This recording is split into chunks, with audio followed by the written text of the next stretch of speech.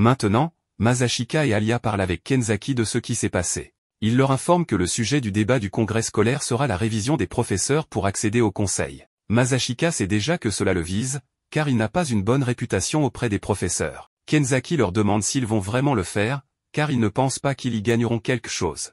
Alia lui explique qu'ils ont effectivement quelque chose à y gagner, car s'ils parviennent à les battre, la candidature de tous les deux gagnera en légitimité. De plus, Sayaka les a insultés, Masashika et elle, donc elle prévoit de la faire se rétracter et s'excuser. Masashika mentionne que tout cela n'est pas si mauvais, car il pourra présenter la candidature avant la cérémonie de clôture, ce que Kenzaki accepte. Ensuite, Kenzaki prévoit de l'annoncer à la fin de la journée. Yuki se propose de s'occuper de l'annonce et souhaite bonne chance à Masashika et à Alia. Plus tard, les deux discutent de la stratégie à adopter, et il lui montre par où Sayaka attaquera, car il la connaît bien. Alia lui montre sa contre-mesure, et Masashika pense que c'est bien, mais lui conseille d'être plus concise. Après cela, elle lui demande s'il s'entend mal avec Sayaka, et Masashika répond qu'il préfère penser que non, car il sentait qu'il y avait un respect mutuel lorsqu'ils travaillaient ensemble. Cependant, il n'a aucune idée de pourquoi elle a dit tout cela, bien qu'il suppose qu'elle croit qu'il se présente aux élections pour semer le trouble par amusement. Avant, il était le partenaire de Yuki, mais il a cessé de travailler avec elle, qui est clairement la favorite pour être en couple avec quelqu'un d'autre, donc il ne lui en veut pas de douter de ses motivations. En entendant cela, Alia comprend que quelqu'un d'autre fait référence à elle-même et qu'elle est donc la cause de tout cela. Malgré cela, elle dit à Masashika qu'elle compte bien faire en sorte qu'il gagne demain. Le lendemain, il se trouve à l'entrée où aura lieu le débat. À ce moment-là, la partenaire de débat de Sayaka s'approche pour saluer Masashika. Elle s'appelle Nonoha Miyama, et elle les informe qu'elle ne participera pas au débat, c'est pourquoi elle est si détendue. Après avoir rencontré Alia, elle se sépare d'eux, et Masashika lui explique que Nonoha est l'amie d'enfance de Sayaka. De plus, elle est l'une des plus populaires de l'école et a des contacts avec les hautes sphères, bien qu'aujourd'hui il n'ait pas à s'en soucier. Masashika lui conseille de se concentrer uniquement sur Sayaka. À l'approche du début du débat, lorsqu'Alia est sur scène, elle se rend compte de l'énorme foule devant elle. Elle se demande si elle pourra y arriver ou si elle sera ignorée comme la dernière fois. Elle essaie de se motiver à le faire quand même, car elle le fait aussi pour Masashika, qui a accepté d'être son partenaire. Pendant ce temps, les étudiants commencent à discuter pour savoir si Alia pourra même faire un discours, et pense que Sayaka va l'écraser. Alia se sent assez stressée, mais tout à coup, Masashika lui parle pour lui demander si elle porte vraiment un bonnet. Cela la surprend énormément, et en se couvrant, elle lui demande si c'est vraiment le moment approprié pour poser des questions aussi déplacées. Masashika se justifie en disant qu'il n'y a pas de meilleur moment, car avec autant de spectateurs, elle ne peut pas le frapper. Mais, en laissant les blagues de côté, il voulait savoir si elle se sentait plus calme. Il a fait cela pour la distraire, puis lui fait remarquer qu'elle n'affronte pas Sayaka, mais la version antérieure parfaite et idéalisée d'elle-même. Il lui conseille de ne pas se laisser submerger, mais de faire ce qui lui semble juste, et il lui assure qu'elle peut être tranquille, car si nécessaire, il prendra tout en charge. Ces mots l'aident à se préparer mentalement. Après cela, Kenzaki annonce le début du congrès scolaire. Il présente la motion proposée par Sayaka Taniyama et Nonoha Miyama, tandis qu'Alia et Masashika seront dans l'opposition.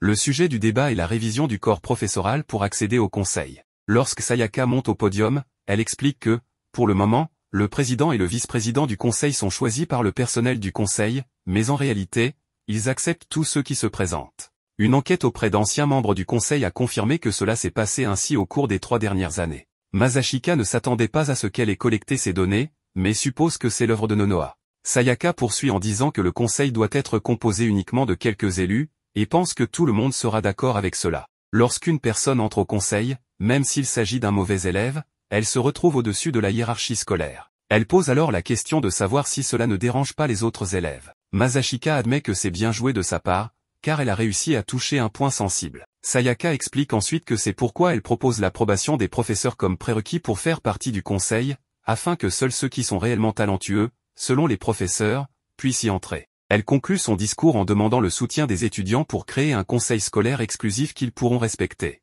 Après son discours, elle reçoit des applaudissements retentissants de la part des étudiants, et certains doutent qu'Alia puisse faire mieux. Lorsque c'est au tour d'Alia de prendre la parole, elle se rappelle les conseils de Masashika de faire ce qui lui semble juste, et comprend comment agir. Après s'être présentée, elle réfute la motion en expliquant qu'elle croit que l'objectif pourrait avoir l'effet inverse de celui escompté, car cela minerait l'autorité du conseil scolaire. En fin de compte, cette motion impliquerait de retirer au président et au vice-président leur droit de nommer le personnel du conseil. Ces deux positions détiennent la plus grande autorité et respect au sein du conseil, car elles sont élues par les étudiants eux-mêmes à travers des élections compétitives. Leur principal privilège est de pouvoir choisir leurs membres, et il ne serait pas approprié de donner une partie de cette autorité aux professeurs. Alia pose alors la question de savoir ce qui se passerait si tous les membres du conseil étaient choisis par les professeurs. Le président et le vice-président ne pourraient plus sélectionner les élèves en qui ils ont confiance, et ne pourraient pas non plus rejeter les propositions des professeurs. Masashika observe qu'Alia se débrouille bien, et il remarque que les élèves trouvent que les arguments de Sayaka et d'Alia sont tous les deux valables,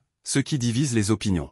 Mentalement, il félicite Sayaka pour son discours, mais constate qu'Alia fait face à cette situation sans son aide. À la fin du discours d'Alia, une bonne partie des élèves applaudissent également. Kenzaki lance alors le débat, et Sayaka est la première à parler. Elle mentionne que, comme elle l'a déjà dit, le conseil scolaire a récemment accepté tous les volontaires, mais Alia lui répond que cela n'a causé aucun problème. Sayaka, voulant comprendre quel est le problème, insiste sur le fait qu'il est crucial que les professeurs examinent les candidats pour éviter un mauvais rendement au conseil. Alia lui répond que cette décision devrait être exclusivement celle du président et du vice-président. Bien qu'ils puissent reconnaître leurs propres lacunes et demander de l'aide aux professeurs, ce n'est pas quelque chose que les autres devraient décider à leur place. Lorsque Sayaka commence à se sentir acculée, Masashika réfléchit sur le fait qu'il a sous-estimé Alia en se concentrant uniquement sur lui comme rival. Sayaka, dans un dernier effort, demande ce qui se passerait si le président et le vice-président abusaient de leur pouvoir. Avant qu'Alia puisse répondre, d'autres étudiants commencent à murmurer qu'Alia est une étrangère et qu'elle ne devrait pas se prononcer sur le centre, donnant ainsi raison à Sayaka.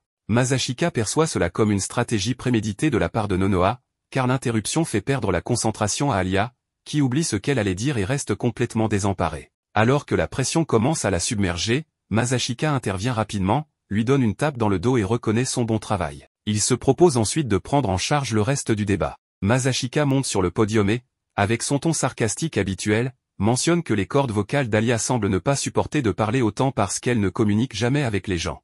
Ensuite, il pose la question de savoir s'il est vraiment nécessaire de continuer à débattre de ce sujet, étant donné que la décision a déjà été prise lors de l'élection de Kenzaki comme président.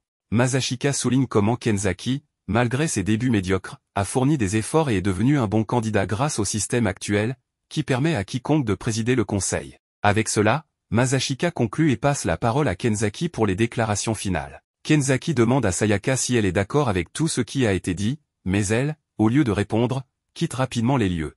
Alia décide de la suivre, tandis que Nonoha accepte la défaite, laissant entendre qu'elle retire sa motion. Kenzaki annonce alors la fin du congrès scolaire. Dans une réflexion ultérieure, nous découvrons les pensées de Sayaka sur Masashika et Yuki. Lorsqu'elle les a vus ensemble pour la première fois, elle a pensé qu'ils formaient le couple parfait, avec un lien plus fort que celui de quiconque, et elle croyait qu'elle ne pourrait jamais les vaincre. Elle a accepté sa défaite, bien qu'elle ait ressenti une certaine jalousie. C'est pourquoi, en voyant Masashika avec Alia, elle s'est sentie trahie. Alia réussit à rattraper Sayaka et la stoppe. En larmes, Sayaka lui demande pourquoi cela a dû être elle. Elle explique que Masashika et Yuki étaient spéciaux, et c'est pour cela qu'elle a accepté sa défaite et abandonné son objectif. Elle ne comprend pas pourquoi tout a changé avec elle. Alia lui dit que si Sayaka a quelque chose à dire, elle ne devrait pas le garder pour elle. Sayaka, cependant, déclare qu'elle n'a pas le droit de dire quoi que ce soit et se sent stupide d'avoir mis Masashika et Yuki sur un piédestal. Elle s'est sentie trahie et a voulu faire payer cette trahison à Alia, même si tout cela n'était que dans sa tête. Peu après, Nonoha arrive pour s'excuser auprès d'Alia et lui faire savoir qu'elle va s'occuper de Sayaka. Avant de se séparer, Alia dit à Sayaka qu'elle ne sait même pas pourquoi elle a été choisie par Masashika, mais qu'elle veut s'assurer d'avoir pris la bonne décision, alors elle fera de son mieux et espère qu'un jour elle pourra dire que c'était la bonne décision. Alia se retire alors que Nonoha exprime son accord sur le fait qu'Alia est une personne très bien, ce avec quoi Sayaka est aussi d'accord, en partie pourquoi Masashika l'a choisie. Nonoha conseille à Alia de s'excuser auprès de Masashika et Yuki quand elle se sentira plus calme, en lui offrant d'accompagner dans cette démarche. Pendant ce temps, Yuki est dans la cabine de l'étage, observant tout le congrès scolaire. Elle critique Masashika pour ne pas avoir rapidement mis fin à la mascarade, estimant que son manque d'instinct de prédateur sera sa perte. Quand elle demande à Yano son avis, Yano lui répond que Masashika et Alia ont très bien joué. Yuki se plaint alors de ne rien comprendre, affirmant que les dirigeants doivent être confiants et juger les rivaux avec condescendance.